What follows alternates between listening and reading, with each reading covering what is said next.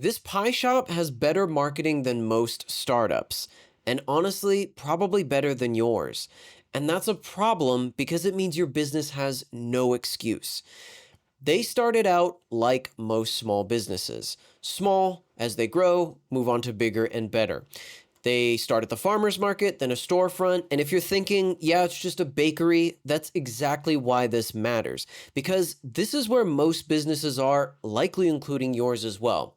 They run some ads, they post a bit, they try new things over and over again. Something works, then it stops working, so they try something else. And what happens is they go in this loop over and over and over again where nothing ever compounds. They start from zero each and every time, whether they're going from ads to, again, social media to random ideas, and this just keeps repeating over and over again.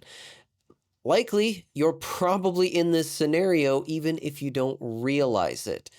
I see this loop over and over again. I need new customers. I try random things. I randomly get customers. I don't know what worked. There's no real system at play, so nothing again is compounding. And every single month, you're basically starting over. You just don't realize it. And that is why most businesses never grow. They consistently tell me, oh, we have a marketing problem. We just need to run ads. We need to do social. We need to do all these different things. That is likely not your true issue.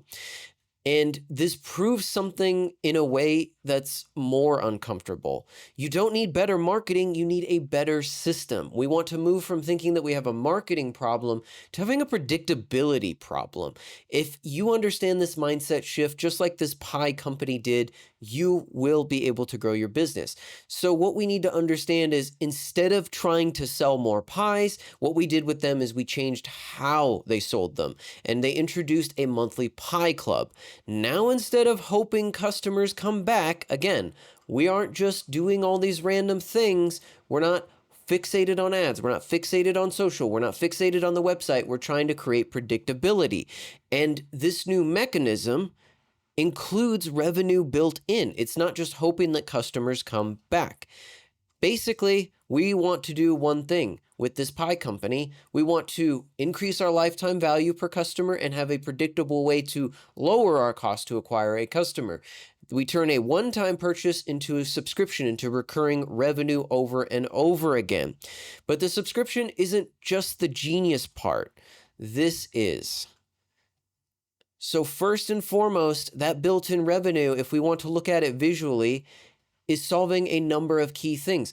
Every month, the calendar date hits, people buy those pies, it hits the pie company's bank account, that revenue comes back, and they are introduced to new upsells which feed the ads. And this process repeats over and over and over again. But we need to understand that without this loop, we don't know where we're going as a business, and likely if you don't have a loop right now, then again, you can't build predictable revenue, you can't build predictable growth. And we need to break this down into 3 buckets. This might seem familiar, but it's the same principle. We have a few different components here. Gonna move my avatar. We have our cold. What is this thing? They have never heard of this new mechanism. People who have never heard of the pie company, we need to run simple ads. Try it risk-free, love it, or it's free. Simple as that. And instead of trying to get them to buy once, they send them straight to a landing page for the subscription. Warm is going to be, yeah, I'm interested. I clicked on it. I'm a window shopper, but I didn't quite take the next level. They showed interest, but they didn't buy. So we retarget them. And best of all, instead of wasting a bunch of money, we want to segment accordingly. So we only show subscription offers and we only show them to people who haven't purchased, meaning that out of that bucket, let's say 1,000 people visit and 100 of them had gotten to that web page or add to cart, or they quite took that step, but the other 900 on that website were people who've already bought. We don't want to spend money showing you the other 900. We want to show to those 100 who almost reached the finish line.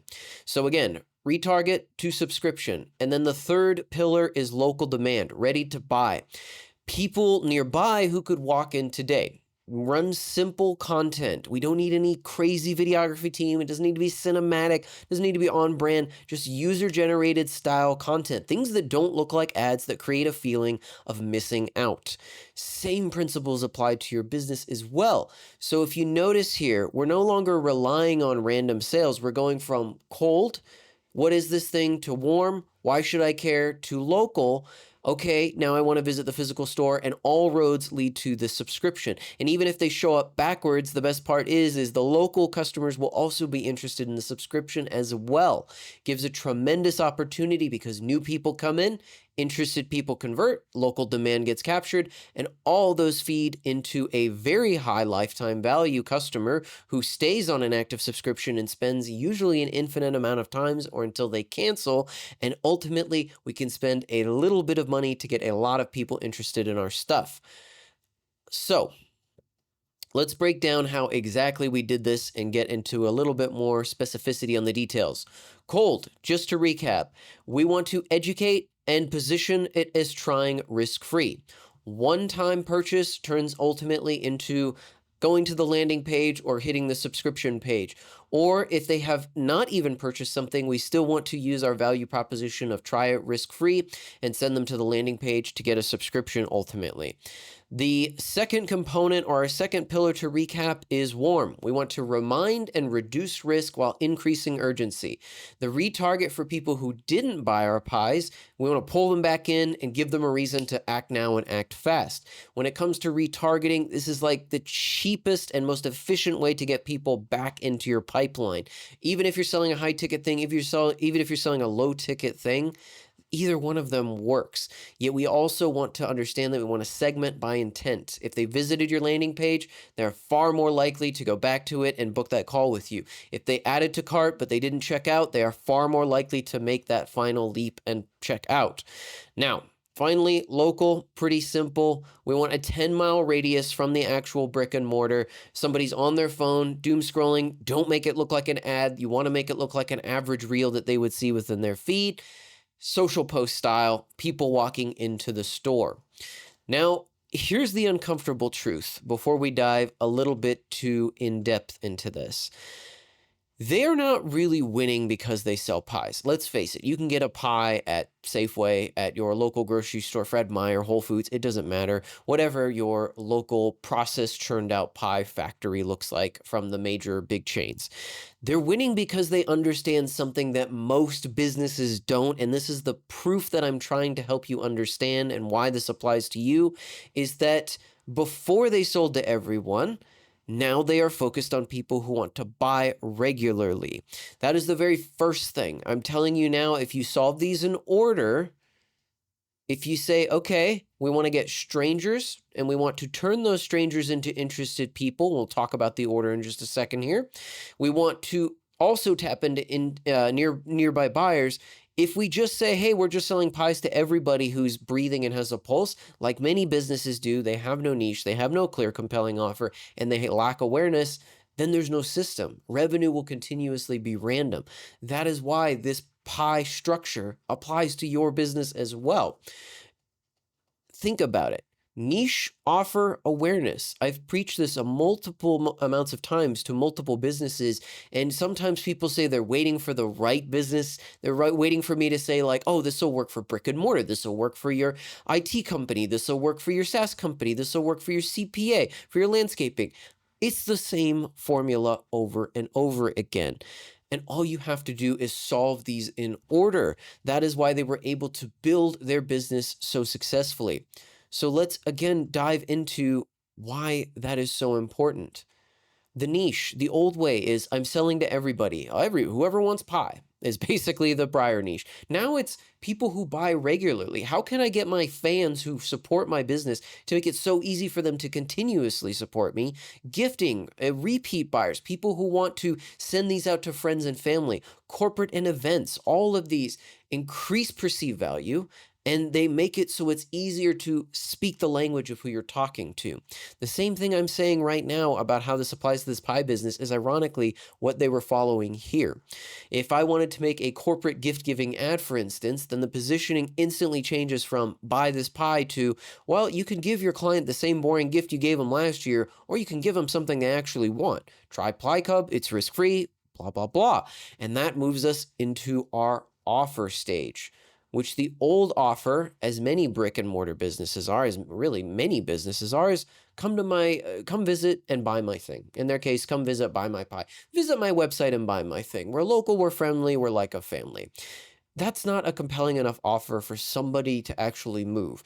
And as we know, the offer is everything. The offer is 80% of your ad success, which, by the way, if you don't know why your ads aren't working, you can watch my video just before this, but I'm going to tell you now, it's probably your offer. And now afterwards, it's join the Pie Club. It's a monthly delivery. You get free shipping, exclusive flavors, add-ons, and things like savory pies, cinnamon buns, heart pies, all these small ones, which, by the way, increase average order value per customer. You can also gift subscriptions to people, a credible birthday gift, an incredible corporate present, anniversary gift. You can include handwritten notes, and best of all, you like it or it's free. If you don't, we'll even let you keep the pie. That is a much more compelling offer. It's the same pie, the same ingredients, the same raw basic things, yet completely different positioning. Much higher perceived value, much lower risk. Now, the last component of our pillar of business growth success is, you might have guessed it, awareness. And most people think of this as just marketing, but what we really want to have is, again, predictability and a system. So now that we understand what we're selling and who we're selling it to, instead of posting and hoping, random ads, just random still shot or something like that, or a video that you might have done, we're saying to ourselves, well, the cold traffic, they don't know what this is. So our hook, what if dessert just showed up? By the way, here's how we make our pies differently. We make them small batches in our little Seattle-based area, and we use all these special ingredients. This is our process. And oh, by the way, you can like it or it's free. They need a hook, a story, and an offer, something that walks them through the whole scenario. You don't just want to assume that people know what a pie subscription is. Awareness, if you're struggling as well, if people aren't clicking or it's not quite grabbing them, just make your copy simpler, because that dramatically increases results. You'd be surprised how many ads I see where, even though people are raising awareness, most people don't know what you do or why it matters. So we fixed that. The second was warm. Hey, you visited our website. I noticed that you bought something. You maybe bought a one-off pie for in-store pickup, or you didn't buy anything at all. So instead of sending ads to everybody who visited our site, we're going to say if they only purchased one pie, or if they haven't purchased anything in the last 45 days, send them a retargeting ad for as little as $5 to $10 a day.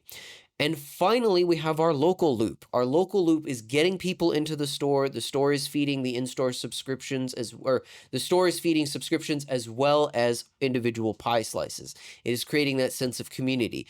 And the best part is if somebody goes from buying a pie online to a subscription, they're going to say, I've been buying online from this place. I'd like to go visit the store. And it works the opposite direction as well, which is I keep coming to the store. I might as well get a pie subscription as well. They're feeding into one another. Notice how we just did all three things that if I probably were to audit your business, I would recommend doing the exact same thing. It's either you don't have a niche, you're too broad, your offer isn't compelling, people don't care enough to actually take action, or you lack awareness, nobody knows you exist. So when we go through this process, if you're like, I don't know how to actually have my predictable revenue, well, you can click below. There is a free predictable revenue blueprint in there that will diagnose your business constraints in 30 seconds, tell you exactly what you need to do so you can make more money faster and easier. And this works for any business, this whole framework, because every business has strangers, interested people, and people ready to buy.